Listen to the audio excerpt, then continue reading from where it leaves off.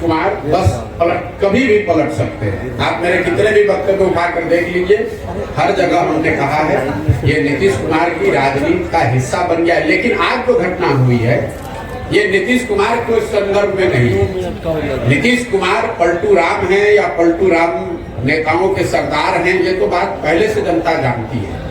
आज की घटना ने अभी जो हुआ है इसने ये दिखाया कि पूरे बिहार में जितने राजनीतिक दल और नेता हैं सब पलटू मार। आज ये भी तय हुआ कि नरेंद्र मोदी, अमित शाह और भाजपा वाले भी उतने ही बड़े पलटू मार हैं जो अभी 2 महीना 4 महीना पहले कह रहे थे कि नीतीश कुमार के लिए बिहार में भाजपा का दरवाजा बंद है। ये पलटू मार पूरी राजनीतिक व्यवस्था है, इसलिए कि कल तक जो नीतीश कुमार को गाली दे रहे थे भाजपा के वर्कर, समर्थक, कार्यकर्ता, आज ही से इनको सुशासन का नया प्रतिमूर्ति बताने लगेंगे। ये पलटू मार व्यवस्था इसलिए है कि आज तक राजद जो उनको सुशासन और भविष्य का नेता बता रही थी, अभी आज शाम होते होते वो फिर नीतीश कुमार को गाली देंगे, उनको शराबबंदी में माफियागिरी दिखने लगेगी, भ्रष्टाचार उनको बिहार में दिखने लगेगा। अभी सुबह तक नहीं दिख रहा था। तो नीतीश कुमार पलटू मार है, ये तो पूरा दुनिया जानता है। अब ये बहस का ये कोई डिस्कवरी का मुद्दा नहीं है। इस घटना ने ये दिखाया कि नीतीश कुमार ने अपने ही रंग में यहाँ के पूरी राजनीतिक व्यवस्था को रंग दिया है, जिसमें भाजपा और राजद दोनों ही उतने ही बड़े पलटू मार है जितने बड़े नीतीश कुमार है। आगे सर देखिए, लोकसभा के चुनाव के नजरिए से मैंने पहले भी कहा है और कैमरे पर कहा है कि नीतीश बाबू अगर महागठबंधन में लड़ते तो उनको 5 सीट भी नहीं आने वाला था। ये तो लोगों को पता था। और जब हम लोग कह रहे थे तो उनका कोई दल का आदमी चिल्लाता था, अरे प्रशांत किशोर को क्या आता है। ये तो डर इतना है ना, लोगों को पता है। मैं कोई ऐसे बिहार का कोई नेता तो हूं नहीं कि कह दूंगा कौन जीतेगा। अगर मैं कह रहा हूं कि नहीं आएगा 5 तो नहीं आएगा 5। इसी डर से पहले तो भागे, उनको मालूम था भी खाता नहीं खुलने वाला है तो भागे भाजपा में।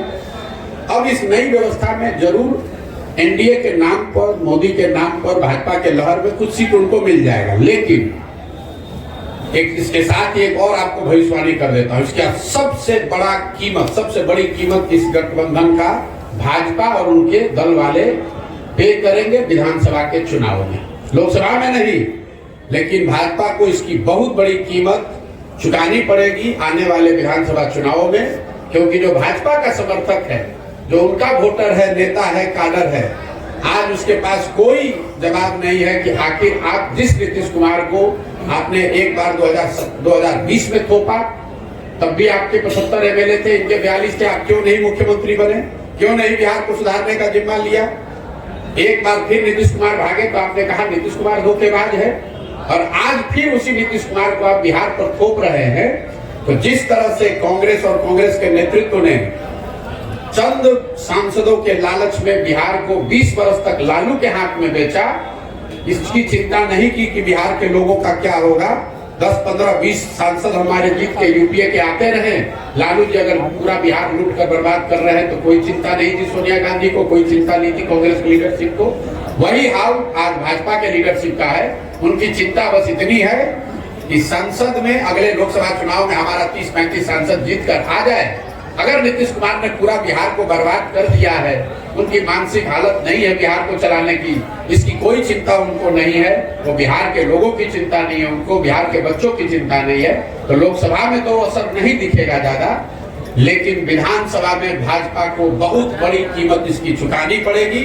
और आप इस वक्तव्य को नोट करके, रिकॉर्ड करके रखिए। अगर न हो तो मेरी गर्दन आप पकड़ लीजिएगा।